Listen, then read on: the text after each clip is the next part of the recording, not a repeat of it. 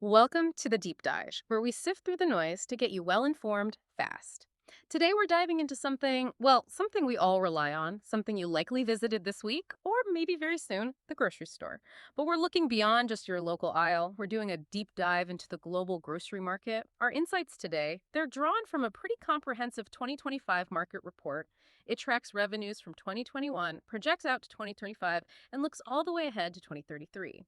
So, our mission is basically to unpack these numbers, understand the pace, and maybe some of the surprising drivers behind this vital markets expansion. We want to uncover where our everyday essentials are truly headed. Okay, let's unpack this then. What's really happening with grocery stores around the world? Well, it's fascinating, isn't it? Just how foundational this market is to basically every economy everywhere. I mean, the worldwide grocery market generated nearly $1 trillion in revenue back in 2021. That's 967 billion roughly, and it's certainly not slowing down. What's really driving it consistently is just that fundamental demand for everyday consumer goods, fresh stuff, packaged foods, household things. It's a bedrock of global commerce, really. Yeah, nearly $1 trillion. And when you look at those global figures, the growth is just incredibly consistent, like you said. So from that 967 billion in 2021, the report expects it to climb to, 1,109 billion by 2025, and then soar to over 1.45 trillion by 2033. Hmm. That works out to a compound annual growth rate, a CAGR, of about 3.5% over the next decade or so. Right. It really is that constant resilient demand for everything from, your morning coffee to your dinner ingredients that keeps this market not just stable, but while steadily expanding. Precisely. And that consistency, that demand for basic necessities, it acts as a pretty powerful buffer against many economic fluctuations. People always need to eat, they need to maintain their homes. So that ensures a baseline level of activity that, frankly, few other industries can really match. Right. This resilience means, even when other sectors might be struggling a bit, the grocery market tends to remain pretty robust. Okay, let's zoom in a bit then. Maybe start with North America. Sure. So this region, its grocery market was valued at over $356 billion in 2021, and the forecast sees it growing to over $509 billion by 2033. That's a CAGR of just over 3%, so 3.028% to be exact. Still solid growth for a mature market. Yeah, exactly. And within North America, the United States, well, as you'd probably guess, it's the largest contributor, makes up the bulk of that revenue. It went from about 293 billion in 2021, expected to hit 329 billion in 2025, and then 414 billion by 2033. That's a 2.9% CAGR. But here's where it gets kind of interesting. Canada.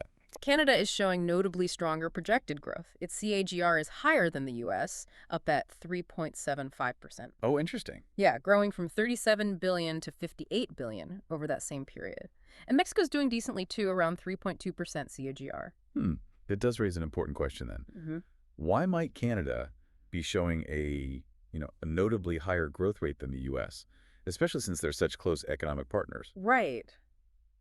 Well, the report actually suggests a few things. It might be that, unlike parts of the U.S., Canada's market is maybe a little less saturated with those really huge established retail giants. Yeah. So that leaves more room perhaps for new store formats or for online grocery adoption to really, really grab hold. Okay. And there's also a pretty significant factor in Canada's consistent population growth, particularly through immigration, that continuously boosts the demand for basic grocery essentials. Ah, right. So it's maybe less about a fundamental shift in spending patterns and more about, ongoing market development and just those demographic trends. Fascinating. So, market maturity, population dynamics, makes sense. Okay, let's head across the Atlantic now over to Europe. Right. This continent generated revenues of nearly $218 billion in 2021.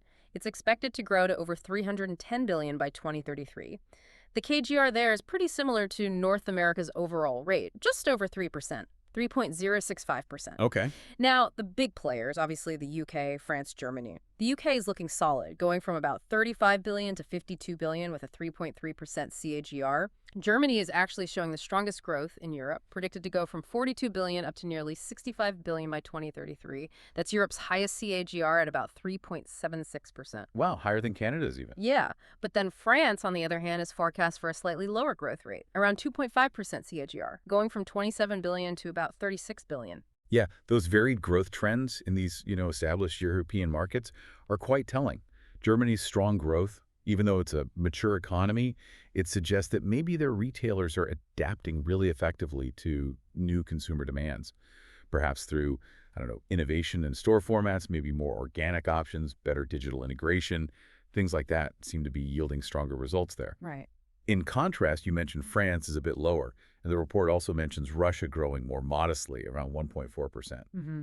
So that might just reflect different stages of market development or maybe external economic pressures playing a role. It really highlights how even within one continent, local factors, they play a huge role. Definitely. Okay, so from Europe, let's shift to what the report calls the undisputed growth engine of the global grocery market, Asia Pacific. Yes, the big one. Yeah, this region really stands out. It's got the highest projected CGR of all, an impressive 4.265%. Wow. It's growing from roughly $280 billion in 2021 to a massive $461 billion predicted by 2033. Huge numbers. Huge. And within that, the report highlights a couple of, well, truly remarkable stories.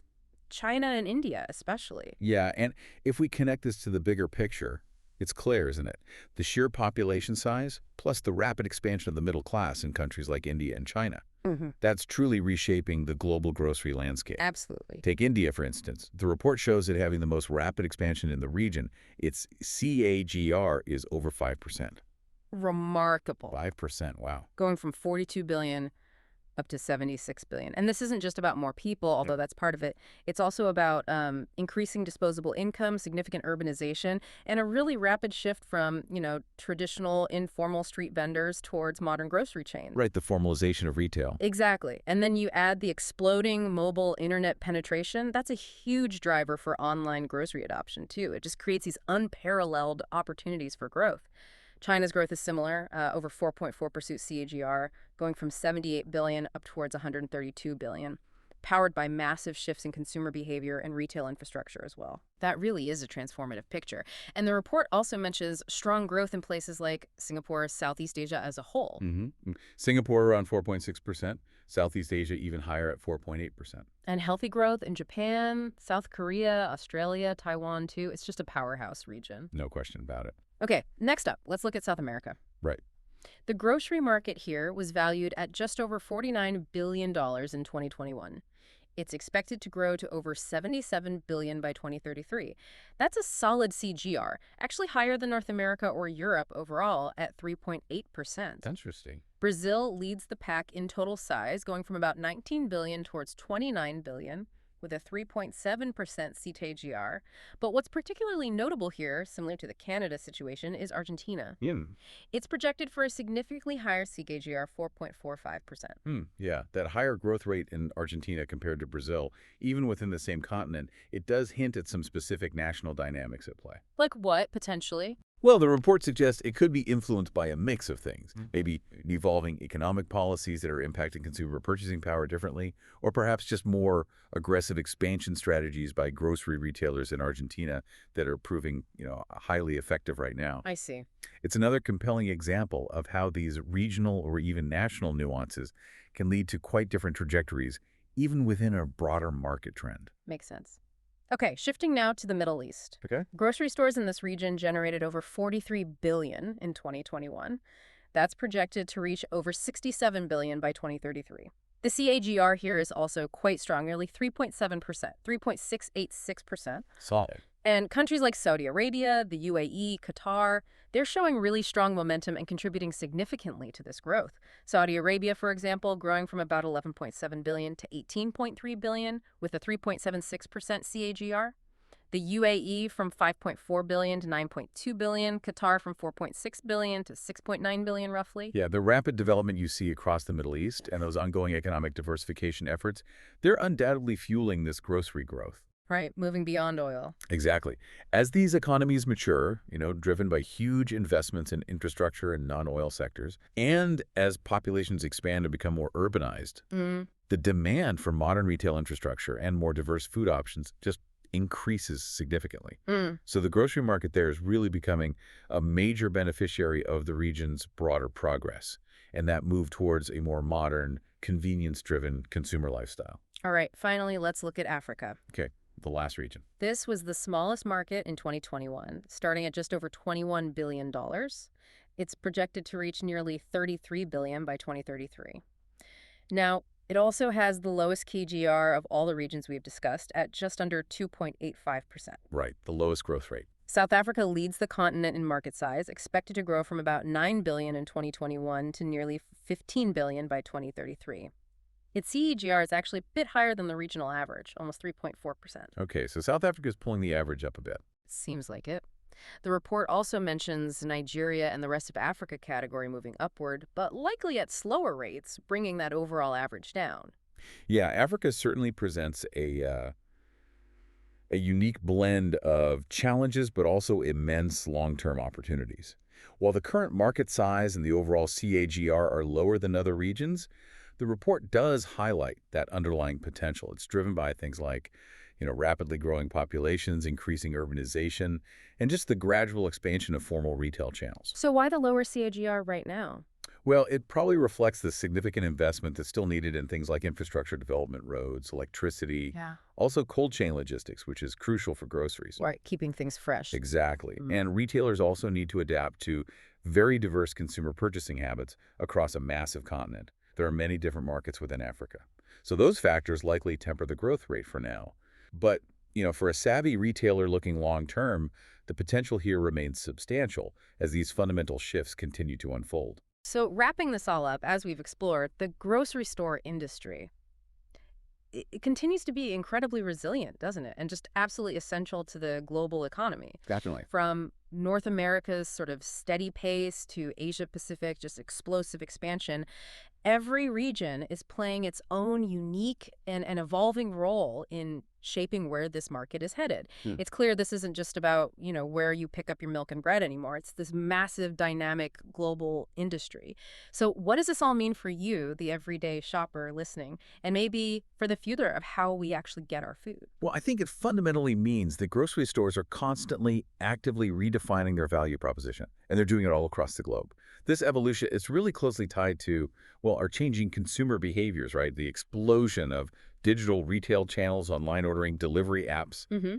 and also our constantly evolving food habits. Just think about the rise of plant-based options or organic foods or ready-to-eat meals becoming so much more common. Yeah, big shifts there. Exactly. And all this, it raises a really important, kind of fascinating question for the future.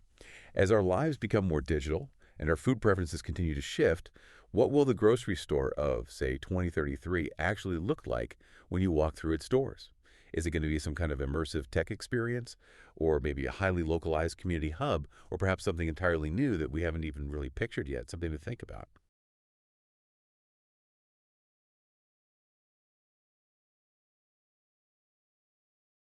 Okay, so let's unpack this. Today, we're going to dive into something, we all deal with pretty much every week, but maybe you don't realize how much it's changing.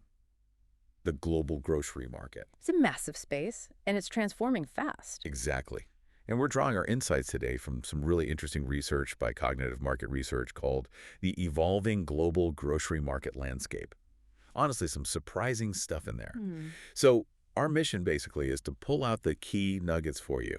What's driving things, what are the big challenges, and how's it all evolving right under our noses. Yeah, cut through the noise. You'll get a shortcut to understanding where your food comes from, how you shop, and trust me, it's way more dynamic than you might think. Absolutely. So let's start with what's really pushing growth, what's fueling these grocery stores.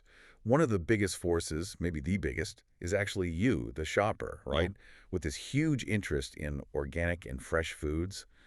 What's behind that? Well, it's pretty clear health consciousness is a major factor.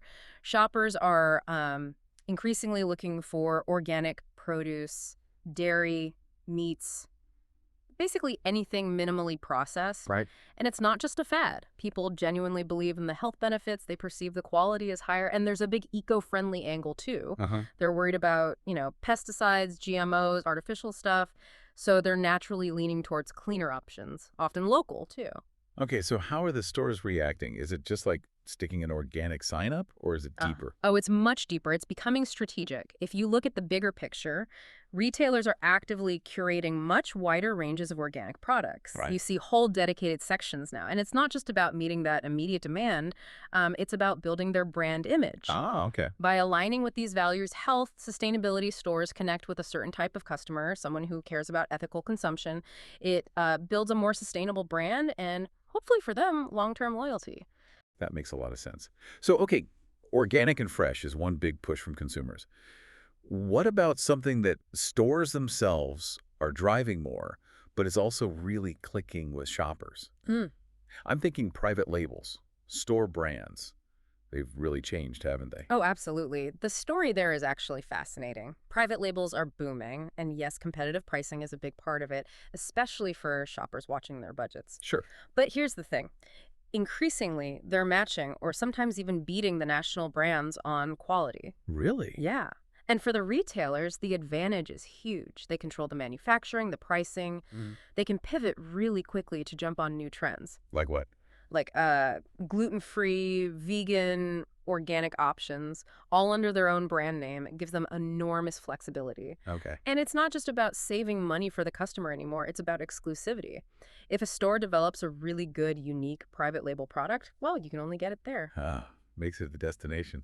Exactly. It drives repeat visits, makes the store stand out, and that contributes significantly to their overall revenue. It's a core strategy now. Okay, so we've got these strong growth drivers, consumer demand for healthier stuff and smarter private label strategies.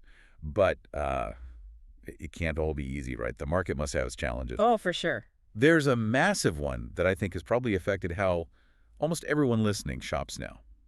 The huge rise of online retailers. Mm. How are traditional stores coping with that? Yeah, that's the elephant in the room, isn't it? Consumers are definitely gravitating online. Why? Well, mostly the sheer convenience. Get and delivered. Exactly. Digital grocery shopping, doorstep delivery, Yeah. it's hard to beat. Plus, online platforms often have really competitive prices, Yeah. massive selections, and they can do very tailored promotion. Right, targeted ads and stuff. Mm-hmm. That gives them a serious edge. And the result, we're seeing a definite drop in foot traffic for many traditional stores. Especially younger shoppers, I bet. Especially younger, more tech-savvy shoppers, yeah. They've kind of grown up with e-commerce convenience. It does seem almost unbeatable, that convenience factor. But are there, like, hidden downsides for us? Or maybe areas where the physical store still has something unique that online just can't copy? And what are they actually doing to adapt? That's a really important question. Online offers convenience, absolutely. But traditional stores, they still offer the tactile experience, right? Picking your own apples. Picking your own produce, discovering something new just by browsing the aisles, the immediacy of taking your stuff home right away. Online can't quite replicate that, Sure. but the online players aren't standing still. They keep innovating. Think subscription services, AI-powered personalization that knows what you want. Spooky sometimes. Yeah, maybe a little. And just seamless mobile shopping. So many brick-and-mortar stores, they are struggling, frankly, to digitize fast enough. They risk losing market share, profitability even, if they don't evolve quickly. So it's a real pressure point. Okay, so the market's facing these huge online headwinds. But like you said, it's not all doom and gloom for the physical stores. Some really interesting changes are happening within those stores. What does this all mean for the future of how we'll shop for groceries? Yeah, despite the challenges, the industry is definitely changing in some fascinating ways. One of the really big shifts is what you might call the green shift. Sustainability. Exactly, a widespread commitment now to sustainability and eco-friendly practices. It's becoming table stakes. And what does that actually look like for us, when we're in the store? Well, consumers are actively and increasingly rewarding brands that cut down on plastic, reduce food waste, lower their carbon footprint. Right. So in response, grocery stores are investing. You see it in recyclable packaging, sourcing more produce locally. Reduces food miles. Right. Implementing store-wide initiatives, energy efficiency, waste reduction. It's all aligning with these evolving ESG goals, environmental, social, governance. Which investors care about too, right? Absolutely. And conscious consumers. It's becoming fundamental to how they operate, not just some, marketing gimmick. Okay, that's a powerful, positive shift. Now, what about getting smarter about individual shoppers? Yeah. How are stores making it feel, I don't know, personal again in this digital age? Okay, yeah. That's where data analytics really comes in strong. It really is about understanding you, the customer, better, much better. Beyond just my loyalty card number. Way beyond. Retailers are leveraging all that customer data, what you buy when, what you browse online maybe, to create hyper-personalized promotions. Like coupons just for me. Exactly. Customized coupons, targeted rewards through those loyalty programs. And it's not just about pushing sales today. No. No, it's about increasing how much you spend each visit, how often you come back. It's about building a stronger relationship, especially with shoppers who are digitally savvy and frankly expect more than just basic service now. They expect the store to know them a bit. Pretty much. Know what you want, maybe even before you realize you want it. Okay, and this last trend, Hmm. this feels like a really big transformation. It's like today's grocery stores aren't just aisles and checkouts anymore. They're turning into something else, lifestyle destinations. I've seen some places that feel totally different. You're absolutely right. That's a huge trend. We're seeing specific examples of these hybrid setups popping up everywhere. Like what kind of things? Well, in-store cafes are common now, right? Grab a coffee while you shop. Expansive organic sections that feel more like a dedicated health food store. Yeah? Live cooking stations offering meal ideas or samples.